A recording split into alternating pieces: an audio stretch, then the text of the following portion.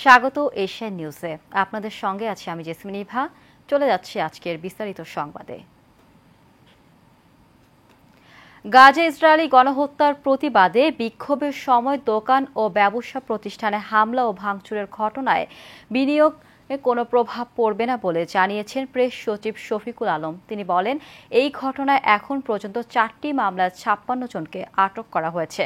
মঙ্গলবার বিকেলে বিডার বিনিয়োগ সম্মেলনের দ্বিতীয় দিনে তিনি এই কথা বলেন। এ সময় বিডার নির্বাহী চেয়ারম্যান চৌধুরী আশিক মাহমুদ বিন হারুন জানান, যুক্তরাষ্ট্রের মহাকাশ গবেষণা সংস্থার নাসার সাথে 54তম দেশ হিসেবে মহাকাশ গবেষণায় যুক্ত হয়েছে বাংলাদেশ। আনসারুল ইসলামের ক্যামেরায় মেহরাব সুমনের রিপোর্ট। বাংলাদেশ বিনিয়োগ উন্নয়ন কর্তৃপক্ষ বিডার আয়োজিত 4 দিনব্যাপী বিনিয়োগ সম্মেলনের দ্বিতীয় দিনের কার্যক্রমের বিস্তারিত তুলে ধরেন বিডার নির্বাহী চেয়ারম্যান চৌধুরী আশিক মাহমুদ বিন হারুন। সংবাদ সম্মেলনে প্রধান উপদেষ্টার প্রেস সচিব শফিকুল আলম জানান, গাজায় ইসরায়েলি গণহত্যার প্রতিবাদে বিক্ষোভের সময় বিভিন্ন ব্যবসা প্রতিষ্ঠানে হামলার ঘটনায় সরকার কঠোর পদক্ষেপ নিচ্ছে। নাসার সাথে আমরা আজকে আর্টেমিস অ্যাকর্ড সাইন করেছি। এ সময় বিডার নির্বাহী চেয়ারম্যান জানান, যুক্তরাষ্ট্রের শুল্ক নীতির সমস্যা নিরসনে চিঠি দিয়েছেন প্রধান উপদেষ্টা। প্রধান উপদেষ্টার চিঠিটা পাবলিশ করে দিয়েছি। আমরা কিভাবে আগানোর চেষ্টা করছি এটা পাবলিকলি আমরা আসলে শেয়ার করেছি।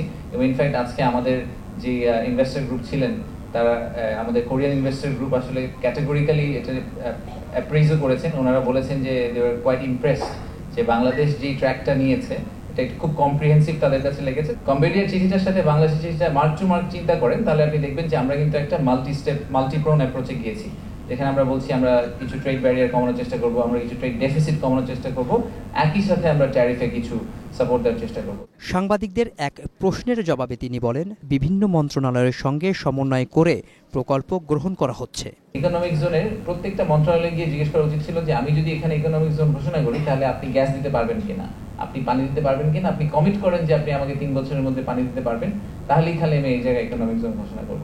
ইউনিল্যাটারালি যখন economic zone authority economic zone ঘোষণা করে ফেলে, তখন কিন্তু তার ওই বাইংটা সরকারের ভিতর থাকে না, ওই কমিটমেন্টটা থাকে না। সরকারের ভিতরে কোঅর্ডিনেশনের যে অভাবটা ছিল সেটা আমরা এখন, আমি পার্সোনালি ফিল করি এটা অনেকটা কমে এসেছে। কেন এখান থেকে বিনিয়োগ হচ্ছে না দক্ষিণ অঞ্চলের দিকে? চাইনিজরা কিন্তু অলরেডি আমাদেরকে একটা সেকেন্ড ইকোনমিক জোন করার কথা বলেছেন, সেটা আমরা মংলায় করছি। আপনি হয়তো এটার কথা শুনেছেন যে ওটা নিয়ে আমরা অলরেডি অ্যাসেসমেন্ট করছি। সো ওটা যথেষ্ট অ্যাডভান্স স্টেজে আছে এবং প্রিন্সিপালি আমার মনে হয় সরকারের মধ্যে যথেষ্ট ধরনের সাপোর্ট আছে ওটার ব্যাপারে। আগামী 20 থেকে 25 বছরের মধ্যে নাসার সঙ্গে চুক্তির সুফল মিলবে বলেও জানান আশিক মাহমুদ। তাহলে এখানকার লাভটা দেখতে আমাদের সম্ভবত 20, 25, 30 বছর সামনে যেতে হবে। Mehrab Suman, Asian television, Dhaka. এবছর ব্যাপক আয়োজনে বাংলা নববর্ষ উদযাপন করা হবে। এই উপলক্ষে ঢাকা সহ সারা দেশে নিরাপত্তা ব্যবস্থা বাড়ানো হচ্ছে বলে জানিয়েছে স্বরাষ্ট্র উপদেষ্টা জাহাঙ্গীর আলম চৌধুরী। মঙ্গলবার সচিবালয়ের স্বরাষ্ট্র মন্ত্রণালয়ের সভাকক্ষে এক সংবাদ সম্মেলনে এই কথা বলেন তিনি। এ সময় বাটা সহ বিভিন্ন বিদেশি কোম্পানির দোকানে ভাঙচুরের ঘটনায় জড়িতদের বিরুদ্ধে ব্যবস্থা নেওয়া হবে বলে জানান তিনি। সাইফুল ইসলাম ননের রিপোর্ট। সচিবালয়ে পয়লা বৈশাখ ও চৈত্র সংক্রান্ত নিয়ে আইন শৃঙ্খলা সংক্রান্ত কমিটির সভা অনুষ্ঠিত হয়েছে। অনুষ্ঠানে সকল বাহিনীর প্রধানগণ, ঢাকা বিশ্ববিদ্যালয়ের প্রতিনিধি সহ সাংস্কৃতিক মন্ত্রণালয়ের উপদেষ্টা উপস্থিত ছিলেন। এ সময় সাংস্কৃতিক উপদেষ্টা জানান, মঙ্গল শোভাযাত্রার নাম এখন পর্যন্ত অপরিবর্তিত রাখা বা পরিবর্তন করার সিদ্ধান্ত হয়নি। এ বিষয়ে আগামী 10 এপ্রিল সিদ্ধান্ত জানাবে ঢাকা বিশ্ববিদ্যালয় কর্তৃপক্ষ। নাম কি থাকছে এটা ঢাকা বিশ্ববিদ্যালয় বিভিন্ন স্টেক হোল্ডারের সঙ্গে আলোচনা করছেন, করে 10 তারিখে জানাবেন। বিভিন্ন জাতিগোষ্ঠীর মানুষেরা উৎসব করতে পারেন এবং ঢাকার শোভাযাত্রাতে এবার শুধু বাঙালি না, আরো 26টা জাতিগোষ্ঠী অংশগ্রহণ করছে। স্বরাষ্ট্র উপদেষ্টা বলেন, ঢাকা সহ সারা দেশে পয়লা বৈশাখ আনন্দের সাথে উদযাপিত হবে। উল্লেখ করে তিনি বলেন, এলাকাভিত্তিক ঝুঁকি বিবেচনা করে নিরাপত্তা ব্যবস্থা গ্রহণ করা হবে। শোভাযাত্রা হবে, এখানে আইন শৃঙ্খলা রক্ষার্থে হাতে দিলে অনুষ্ঠান হবে, তারপরে রবীন্দ্র সরোবরে হবে, এখানে অবস্থান নিতে হবে। তারপরে আপনার এই সকালে যে রমনা মঠমূল্য হবে, এখানে কিভাবে নেওয়া হবে। তারপরে ঢাকার বাইরে বিভিন্ন জেলাগুলিতে উপজেলা লেভেলে হবে, এখানে আইন শৃঙ্খলা কিভাবে অনুষ্ঠানগুলো হবে, কোথায় হবে, এগুলি নেওয়া হবে। সিলেটে লুটপাট ও ভাঙচুরের ঘটনায় এখন পর্যন্ত ৪৯ জনকে গ্রেপ্তার করা হয়েছে। এই ঘটনায় জড়িত সবাইকে আইনের আওতায় আনা হবে বলেও জানান তিনি। সাইফুল ইসলাম নয়ন, এশিয়ান টেলিভিশন, ঢাকা। ফিলিস্তিনে ইসরায়েলের আগ্রাসনের বিরুদ্ধে সারা দেশের শিক্ষা প্রতিষ্ঠানগুলোতে বিক্ষোভ করছে ছাত্রদল। মঙ্গলবার ঢাকা বিশ্ববিদ্যালয়ের রাজু ভাস্কর্যের সংগঠনটির উদ্যোগে আয়োজিত বিক্ষোভে অংশ নেন বিএনপির কেন্দ্রীয় নেতারা। এ সময় দলটির স্থায়ী কমিটির সদস্য সালাউদ্দিন আহমেদ বলেন, বিএনপি সব সময় মানবতার পক্ষে ফিলিস্তিনিদের পাশে দাঁড়িয়েছে। অন্যদিকে আওয়ামী লীগ মুসলিম বিদ্বেষী এবং ইসরায়েলের সমর্থনকারী হিসেবে পরিচিতি লাভ করেছে। মোশাররফ তালুকদারের ক্যামেরায় কাউসার রিপোর্টে দেখুন বিস্তারিত। পুরো বিশ্বকে বৃদ্ধাঙ্গুলি দেখিয়ে নির্বিচারে গণহত্যায় লিপ্ত হওয়া ইসরায়েলের বিরুদ্ধে ফুঁসে উঠেছে মানব সম্প্রদায়। দেশে দেশে বিক্ষোভ হচ্ছে দেশটির প্রধানমন্ত্রী বেঞ্জামিন নেতানিয়াহুর বিরুদ্ধে। এরই অংশ হিসেবে বাংলাদেশের সব শ্রেণী পেশার মানুষ অংশ নিচ্ছেন এই বিক্ষোভে। বাদ যাচ্ছে না ছাত্র সংগঠনগুলো।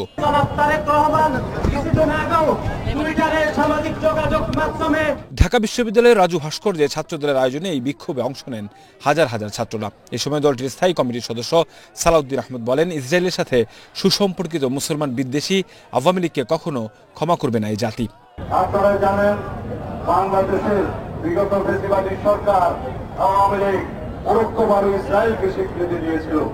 কিভাবে তারা বাংলাদেশের পাসপোর্টে ইসরায়েল ব্যতীত সকল রাষ্ট্র গমনের যে নির্দেশনা ছিল সেখান থেকে ইসরায়েল শব্দটি রিমুভ করে দিয়েছিল, প্রত্যাহার করে দিয়েছিলেন।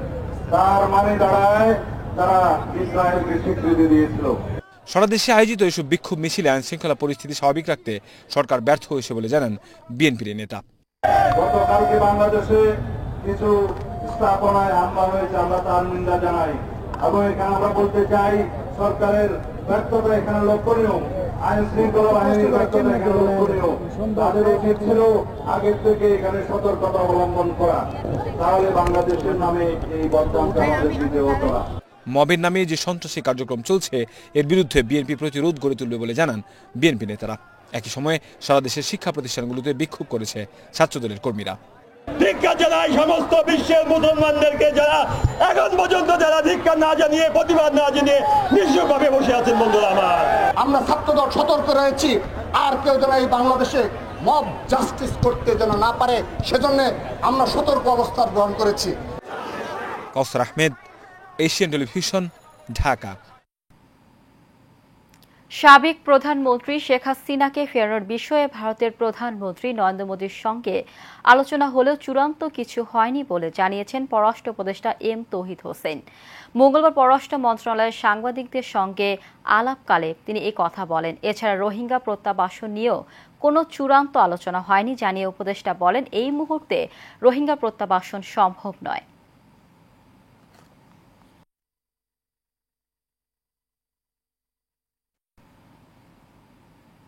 রোহিঙ্গাদের মিয়ানমারে ফিরিয়ে দিতে আরাকান আর্মি সম্মত বলে জানিয়েছে প্রধান উপদেষ্টা রোহিঙ্গা বিষয়ক high representative doctor Khalilur Rahman. মঙ্গলবার ফরেন সার্ভিস একাডেমিতে আয়োজিত এক সংবাদ সম্মেলনে এই তথ্য জানিয়েছে তিনি। ডক্টর খলিলুর রহমান বলেন, রোহিঙ্গা প্রত্যাবাসনের সময় বিবাদমান দুপক্ষের মধ্যে যুদ্ধবিরতি দরকার, তাই আন্তর্জাতিক সংস্থাগুলোকে সাথে নিয়ে মিয়ানমারে শান্তি প্রতিষ্ঠায় কাজ করছে বাংলাদেশ। সম্প্রতি প্রধান উপদেষ্টার ব্রিফটেক্স সফরে সাইডলাইনে নরেন্দ্র মোদীর সঙ্গে প্রধান উপদেষ্টার বৈঠক প্রসঙ্গে ডক্টর খলিলুর রহমান বলেন, শেখ হাসিনাকে ফেরত পাঠানোর আহ্বান জানালে মোদী জানান, ব্যক্তি বা দল নয়, বরং ভারত বাংলাদেশ সম্পর্ক হবে রাষ্ট্রের সাথে রাষ্ট্রের। প্রধান নির্বাচন কমিশনার এএমএম নাসির উদ্দিন বলেছেন, অনেক প্রবাসী তাদের ভোট দেওয়ার সুযোগ দিতে বলেছেন, কিন্তু প্রবাসীদের ভোট দেওয়ার বিষয়টি খুব সহজ নয়।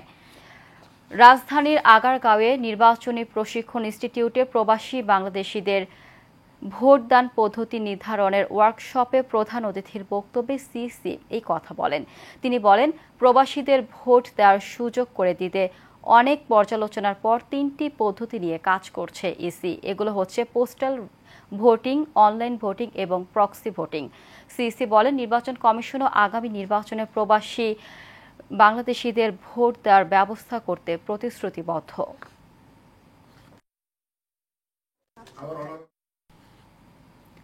ব্রাহ্মণবাড়িয়ার বিজয়নগর সীমান্তে বিএসএফ এর বিরুদ্ধে মুরাদুর রহমান মুন্না নামে এক যুবককে পিটিয়ে হত্যার অভিযোগ করেছে নিহতের স্বজনরা। মঙ্গলবার সন্ধ্যায় উপজেলার পাহাড়পুর ইউনিয়নের সেজামুড়া সীমান্তে 0 পয়েন্টে এই ঘটনা ঘটে।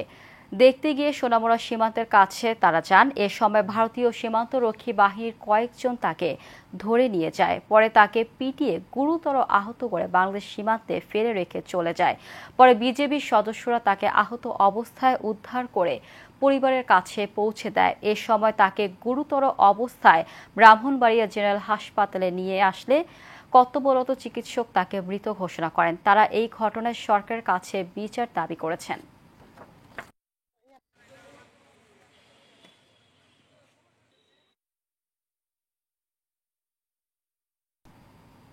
সাবেক এমপি ও বেঙ্গল গ্রুপের চেয়ারম্যান মোর্শেদ আলমকে গ্রেফতার করা হয়েছে। মঙ্গলবার রাতে রাজধানীর গুলশান থেকে তাকে গ্রেফতার করে ডিবি। ঢাকা মহানগর গোয়েন্দা পুলিশের প্রধান রেজাল করিম মল্লিক বিষয়টি নিশ্চিত করেন। তিনি জানান, বেঙ্গল গ্রুপের চেয়ারম্যান মোর্শেদ আলমকে রাজধানীর গুলশান থেকে গ্রেফতার করা হয়েছে। তার বিরুদ্ধে একাধিক মামলা রয়েছে। মোর্শেদ আলম বেসরকারি টেলিভিশন আরটিভির সাবেক চেয়ারম্যান ও নোয়াখালী 2 আসনের সাবেক এমপি ছিলেন। 2014, 2018, 2024 সালে জাতীয় সংসদ নির্বাচনে আওয়ামী লীগের প্রার্থী হিসেবে নোয়াখালী 2 আসন থেকে সংসদ সদস্য নির্বাচিত হন মোর্শেদ আলম। গাইবান্ধায় 5 থেকে 30,000 টাকা খরচে মিলছে যে কোনো জেলার জন্ম নিবন্ধন সনদ। আর এই সুযোগে ভুয়া ঠিকানা ব্যবহার করে জন্ম নিবন্ধন চলে যাচ্ছে রোহিঙ্গা অপরাধীদের কাছে। তৈরি হচ্ছে পাসপোর্টও। বাংলাদেশি পরিচয়ে বিদেশি পাড়ি জমাচ্ছেন রোহিঙ্গারা। রোহিঙ্গাদের নাগরিক হওয়ার প্রক্রিয়া নিয়ে সুমন মণ্ডলের অনুসন্ধানের 5 পর্বের আজ দেখুন 2য় পর্ব। আরও জানাচ্ছেন রাশেদ আকন। গাইবান্ধার পলাশবাড়ী উপজেলার বেতকাপা ইউনিয়ন পরিষদ থেকে জন্ম নিবন্ধন নেয়া এই ব্যক্তির নাম ইয়াসে আরিমুগাই। জন্মস্থান জাপান। তেমনি 27 ও 25 ফেব্রুয়ারি মানুচিং মার্মা ও শর্মিতা চাকমার সনদ অনুযায়ী তাদের জন্মস্থান খাগড়াছড়ি। একইভাবে গেল 1.5 বছরে এই ইউনিয়ন পরিষদ থেকেই কাতার, মালয়েশিয়া, চট্টগ্রাম, কক্সবাজার ও ইতালি সহ দেশ বিদেশে জন্মস্থান দেখিয়ে কয়েক হাজার রোহিঙ্গাকে নিবন্ধন দেওয়ার অভিযোগ উঠেছে ইউপি চেয়ারম্যান, সচিব সহ ডিজিটাল সেন্টারের উদ্যোক্তা ইকবালের বিরুদ্ধে। তবে যেই 2 নম্বর ওয়ার্ড থেকে নিবন্ধন দেয়া হয়েছে জানেন না সেই ওয়ার্ডের এই ইউপি সদস্য। আমার ওয়ার্ডের লোকই চলতেছে না, আমি রোহিঙ্গা নিয়ে এসবো এখানে। এই বাংলাদেশের যত প্রকারের প্রশাসন আছে, উদ্বোধন কর্মকর্তা, তাদেরকে আকুল আবেদন করতেছি যারা এটার সাথে জড়িত তাদের আইনের আওতায় আনা হোক। চেয়ারম্যানের সঙ্গে কথা বলবো যে এগুলো কিভাবে হলো, কেমনে হলো। শুধু বেতকাপাই নয়, অনুসন্ধানে জানা যায় উপজেলার হরিনাথপুর ইউনিয়ন পরিষদ থেকে মৃত্যু ব্যক্তিদের জন্ম নিবন্ধন দেয়া সহ বিভিন্ন জনের সন্তান সাজিয়ে নিবন্ধন দেওয়ার মতো চাঞ্চল্যকর তথ্য। চলতি বছরের 2 মার্চ নিবন্ধন নেয়া এই ব্যক্তির নাম নেপাল গুহ, জন্মস্থান টাঙ্গাইল। 11 জুন নিবন্ধন নেয়া রত্না খাতুনের জন্মস্থান পাবনা। আর চলতি বছরের 23 মার্চ নিবন্ধন নেয়া ব্যক্তির নাম রফিকুল ইসলাম। মৃত্যু সনদ অনুযায়ী চলতি বছরের 27 জানুয়ারি রফিকুল ইসলাম মারা যান। কিন্তু এই মৃত ব্যক্তির স্ত্রীকে মা এবং ছেলের স্ত্রীকে স্ত্রী সাজিয়ে চলতি বছরের 2 মার্চ পুনরায় নিবন্ধন দেয় ইউপি সচিব শাহানা আক্তার। কি বলবো, আমার মারে বানাইছে আমার বাপের মা, আর আমার বউরে বানাইছে আমার বাপের বউ। বাইরে ইউনিয়নে জন্ম নিবন্ধন কেন দেবে? সেটা চেয়ারম্যান সাহেব বারবার বলছে বাইরে ইউনিয়নে দিলে কিনা উইঙ্গের জন্ম নিবন্ধন হবে, তারা ভোটার হবে। বাইরের লোক তাই মনে করেন যে টাকার বিনিময়ে দিয়ে থাকে, তার আইনগতভাবে ব্যবস্থা নেওয়া দরকার। সচেতন মহল বলছে ইউনিয়ন পরিষদ থেকে বিভিন্ন জেলার মানুষকে নিবন্ধন দেয়া দেশের জন্য হুমকি স্বরূপ। এরকম ভাবে রোহিঙ্গা হোক বা বিভিন্ন জেলার অধিবাসীকে এখানে নাগরিকত্বের বা এই জন্ম সনদের সার্টিফিকেট প্রদান করলে এটা আমাদের দেশের জন্য হুমকি এবং রাষ্ট্রের জন্য একটা হুমকি মনে করি। রোহিঙ্গা নিবন্ধন ঠেকাতে অসাধু কর্মকর্তা সহ দায়ী ব্যক্তিদের চিহ্নিত করে বিচারের আওতায় আনার দাবি এলাকাবাসীর। Rashed Akon, Asian television.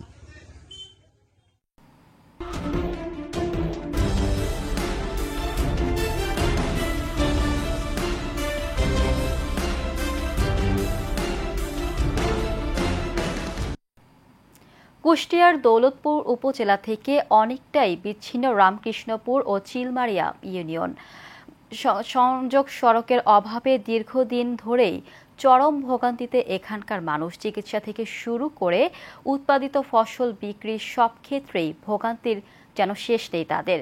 যদিও উপজেলা নির্বাহী কর্মকর্তা বলেছেন, সড়ক ও ব্রিজ নির্মাণের বিষয়টি জানানো হয়েছে ঊর্ধ্বতন কর্মকর্তাদের। কুষ্টিয়া থেকে মোহাম্মদ সোহানুর রহমান শিপনের তথ্য ছবিতে বিস্তারিত জানাচ্ছেন মাজহারুল আমিন শুভ। নেতা আসে নেতা যায়, কিন্তু কেউ কথা রাখেনি। আশ্বাসের বাণীতেই কেটে গেছে এতগুলো বছর। দীর্ঘদিন ধরে একটি সড়কের আক্ষেপ কুষ্টিয়ার দৌলতপুর উপজেলার রামকৃষ্ণপুর ও চিলমারিয়া ইউনিয়নের অর্ধলক্ষাধিক মানুষের। বিগত দিনের সরকারের জনপ্রতিনিধিরা মিথ্যা আশ্বাসের রঙিন স্বপ্ন দেখালেও তা বাস্তবায়ন হয়নি আজও। স্থানীয়রা বলছেন, শুধুমাত্র ভাগজোট বাজার থেকে বাংলা বাজার সংযোগ স্থাপনের জন্য 2টি ব্রিজ সহ একটি সড়ক নির্মাণ হলে দূর হবে দীর্ঘদিনের দুর্ভোগ। সুপারঘাট থেকে এই ভাগজোট এই পর্যন্ত যদি 2টা ব্রিজ হয় বা কালভার্ট হয়, তো আমাদের বাংলা বাজার পর্যন্ত চলাটা, আমাদের দৌলতপুর যাতায়াত রাস্তাটা খুব ভালো হয়। এই পেঁয়াজ খুবই ভালোই হয়। বাগদত বাজারে 800 টাকা এমন, আমাকে এখানে বেচা লাগে 600 টাকা এমন। রাস্তার কারণে 200 টাকা কম বেশি। যে সমস্ত কৃষক ভাইরা ফসল উৎপাদন করে, এই ফসলগুলো সরবরাহ করার জন্য যোগাযোগ ব্যবস্থা এত বিপন্ন পর্যায়ে পৌঁছে গেছে যা ভাষা প্রকাশ করা যায় না। এদিকে উপজেলা নির্বাহী কর্মকর্তা বলছেন, বিষয়টি জানানো হয়েছে ঊর্ধ্বতন কর্মকর্তাদের, শিগগিরই মিলবে সমাধান। ফিজিবিলিটি সার্ভে কিন্তু অলরেডি হয়ে গেছে এবং এই ব্রিজটা 500 মিটারের অধিক হওয়ার কারণে আমাদের এখানে একনেকের একটা অনুমোদনের প্রয়োজন। আমরা এখন সেই পর্যায়ে আছি। তো আশা করা যাচ্ছে যে খুব অদূরেই আমাদের এই চিলমারি ইউনিয়নের জন্য বা ইউনিয়নবাসীর জন্য এখানে একটা রাস্তা এবং 4 কিলোমিটার রাস্তা সহ একটা ব্রিজ হবে। আশ্বাস নয়, এবার বদলে যাওয়া বাংলাদেশে আশ্বাসের বাস্তবায়ন চান স্থানীয়রা। মাজহারুল আমিন শুভ, এশিয়ান টেলিভিশন। অবৈধভাবে বিদেশ গমনকালে বঙ্গোপসাগর থেকে 214 জনকে আটক করেছে বাংলাদেশ নৌবাহিনী। মঙ্গলবার বঙ্গোপসাগর টহলরত নৌবাহিনীর জাহাজ বনৌজা দুর্জয় গভীর সমুদ্র থেকে 214 জন মায়ানমারের বাস্তুচ্যুত নাগরিক সহ এফবি কুলসুমা নামক একটি মাছ ধরার নৌকা আটক করে। প্রাথমিক জিজ্ঞাসাবাদে জানা যায়, তারা সকলেই মালয়েশিয়ায় অবৈধভাবে প্রবেশের উদ্দেশ্যে যাত্রা করে। নৌবাহিনী জানায়, সেন্ট মার্টিনস থেকে 44 নটিক্যাল মাইল দক্ষিণ পশ্চিমে অবস্থানরত একটি মাছ ধরার নৌকার সন্দেহজনক গতিবিধি লক্ষ্য করে বাংলাদেশ নৌবাহিনীর জাহাজ বানৌজা দুর্জয় তাৎক্ষণিকভাবে নৌবাহিনী জাহাজ মাছ ধরার নৌকা এফবি কুলসুমার নিকট পৌঁছায় এবং তার গতিপথ রোধ করে। এ সময় নৌকাটিতে তল্লাশি চালিয়ে 214 জন যাত্রীকে আটক করা হয়, যাদের মধ্যে 118 জন পুরুষ, 68 জন নারী এবং 28 জন শিশু রয়েছে। আটককৃত ব্যক্তিদের সকলেই মায়ানমারের বাস্তুচ্যুত নাগরিক বলে জানা যায়।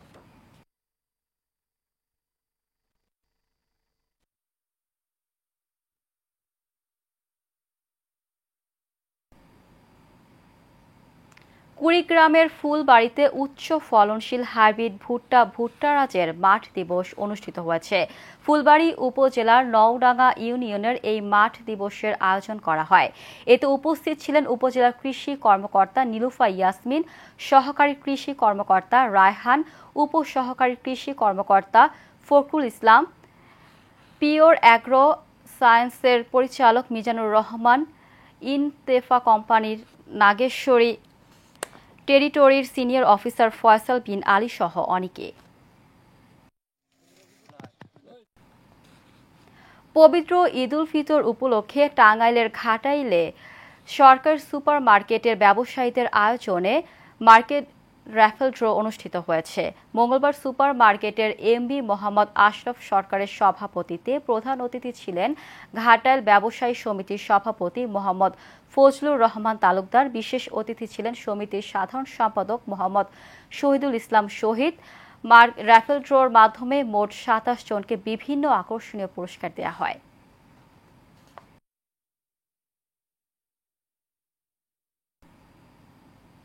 বগুড়ার শিবগঞ্জ উপজেলার আমতলী মডেল স্কুলের এসএসসি 2025 ব্যাচের শিক্ষার্থীদের বিদায় অনুষ্ঠান হয়েছে। বিদায় অনুষ্ঠানে বক্তব্য রাখেন প্রধান শিক্ষক আলমগীর হোসেন, পরিচালক মীর মরহুম আলী সহ অনেকে। এ বছর বিশ্ববিদ্যালয় থেকে 65 জন পরীক্ষার্থী এসএসসি পরীক্ষায় অংশগ্রহণ করবে।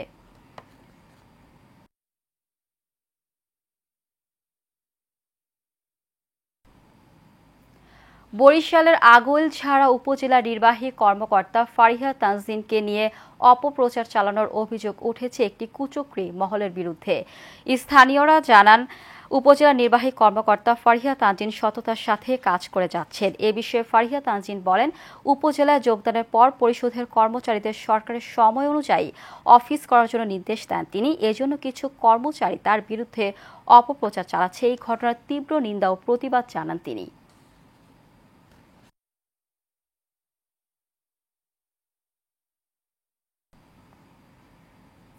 বাংলাদেশ কোস্ট গার্ড ও মৎস্য অধিদপ্তরের হিজলা ও মেহেন্দিতে শাখার যোগ অভিযানে মেঘনা নদী থেকে বিশাল আকৃতির দুটি পাইজাল আটক করা হয়েছে।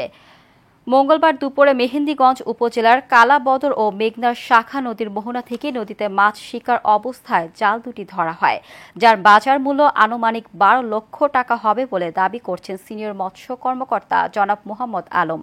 পরে জাল দুটি পুড়িয়ে ফেলা হয়।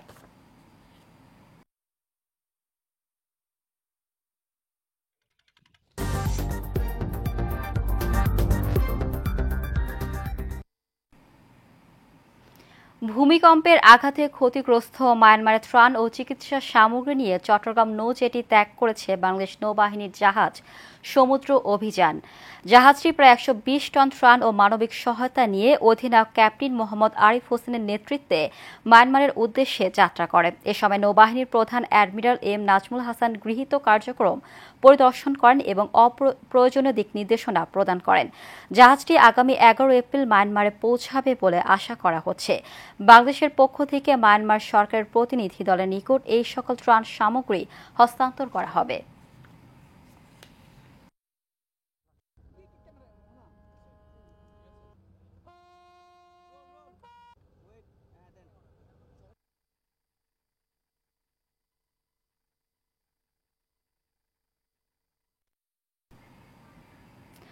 পদোন্নতির দাবিতে মানববন্ধন করেছেন চট্টগ্রাম অঞ্চলের ফরেস্টার ও ফরেস্ট গার্ডরা।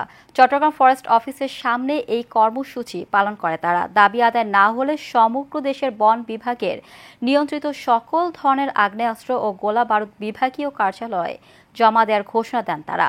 এ সময় আহ্বায়ক সারোর জাহান এর সভাপতিত্বে সদস্য সচিব জসিমউদ্দিনের সঞ্চালনায় বক্তব্য রাখেন মোস্তফা কামাল, মোস্তফা জামাল সহ অনেকে।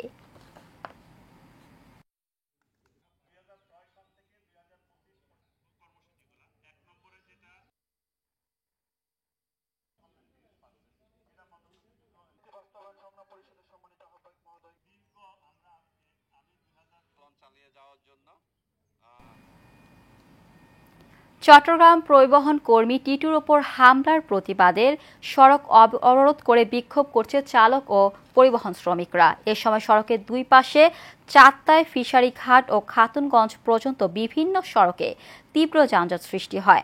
আন্দোলনকারীরা সড়কটি সন্ত্রাস ও চাঁদাবাজ মুক্ত করতে প্রশাসনের সহযোগিতা চান চালকরা। এ সময় বক্তব্য রাখেন শ্রমিক নেতা রাসেল, মনির, হুমায়ুন সহ অনেকে। শেষ করব এশিয়ান নিউজ। তার আগে বিআরবি কেবল ইন্ডাস্ট্রিজ লিমিটেড সংবাদ শিরোনামগুলো জানিয়ে দিব আরও একবার। গাজা ইসরায়েলি গণহত্যার প্রতিবাদে বিক্ষোভ থেকে লুটপাটের ঘটনায় গ্রেফতার 56, জড়িতদের ছাড় না দেওয়ার হুঁশিয়ারি। ইসরায়েলি বর্বরতার প্রতিবাদে দেশ জুড়ে বিক্ষোভ, ব্যবসা প্রতিষ্ঠানে হামলা সরকারের ব্যর্থতা বললেন সালাউদ্দিন আহমেদ। হাসিনাকে ফেরাতে মোদির সঙ্গে চূড়ান্ত আলোচনা হয়নি বললেন পররাষ্ট্র উপদেষ্টা। রোহিঙ্গা প্রত্যাবাসনের সম্মত আরাকান আর্মি জানালেন ডক্টর খলিলুর রহমান। এবং প্রবাসীদের ভোটাধিকার বাস্তবায়ন একটি চ্যালেঞ্জিং বিষয় জানালেন সিইসি। 3 পদ্ধতি নিয়ে কাজ করছে নির্বাচন কমিশন।